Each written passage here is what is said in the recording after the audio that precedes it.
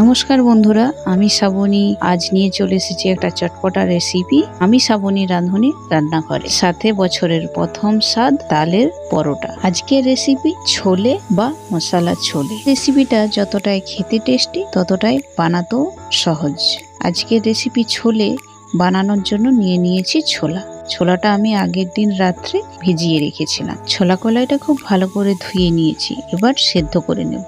সেদ্ধ করার জন্য কড়াইয়ের মধ্যে নিয়েছি ছোলা কলাই, কিছুটা পরিমাণে জল এবং সামান্য পরিমাণে নুন। এবার ঢাকা দিয়ে সেদ্ধ করে নেব। কুকারের মাধ্যমেও সেদ্ধ করা যেতে পারে, সেক্ষেত্রে একটা সিটি সম্পূর্ণ লাগবে না। ছোলা কলাইটা সেদ্ধ হয়ে গিয়েছে। ঠিকঠাক সেদ্ধ হয়েছে কিনা বোঝার জন্য হাতের মধ্যে একটা কলাই নিয়ে চাপ দিলেই বোঝা যাবে। কলাইটা খুব বেশি সেদ্ধ করা চলবে না।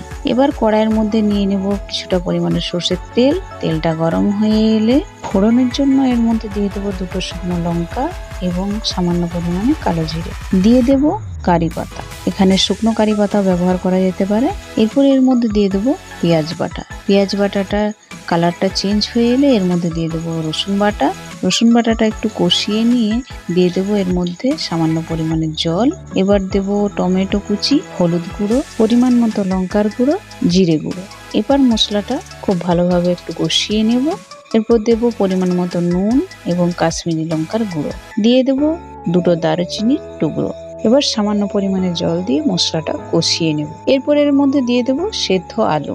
মাঝারি সাইজের আলু, সেই জন্য এখানে দুটো আলু ব্যবহার করা হয়েছে। আলুগুলো যাতে কোনো রকমের দলা না থেকে যায় সেজন্য গ্রেটারের সাহায্যে গ্রেড করে নিলাম। এরপর মশলার মধ্যে খুব ভালোভাবে মিক্স করে নিলাম।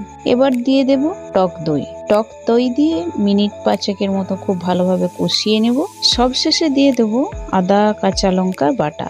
আদা কাঁচা লঙ্কা বাটা দেওয়ার পর সামান্য পরিমাণে জল দিয়ে আবারও একবার কষিয়ে নেব মশলাটা। সময় নিয়ে মশলাটা কষিয়ে নিলে রেসিপিটা খেতে ভীষণ টেস্টি হয়।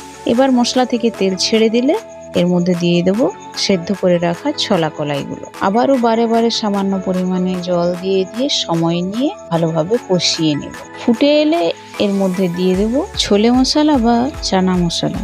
দুটো মশলার মধ্যে যে কোনো একটা মশলা ব্যবহার করলেই চলবে। মশলাটা মিক্স করার পর খুব ভালোভাবে একবার ফুটিয়ে নিলেই রেডি ছোলে বা মশলা ছোলে। এবার ছোলেটা পরিবেশন করে নেব পরোটার সাথে। নর্মাল পরোটা না, বছরের একটা অন্যতম স্বাদ তালের পরোটা। আজ বানানো হয়েছে তালের পরোটা। রেসিপিটা শেয়ার করলাম।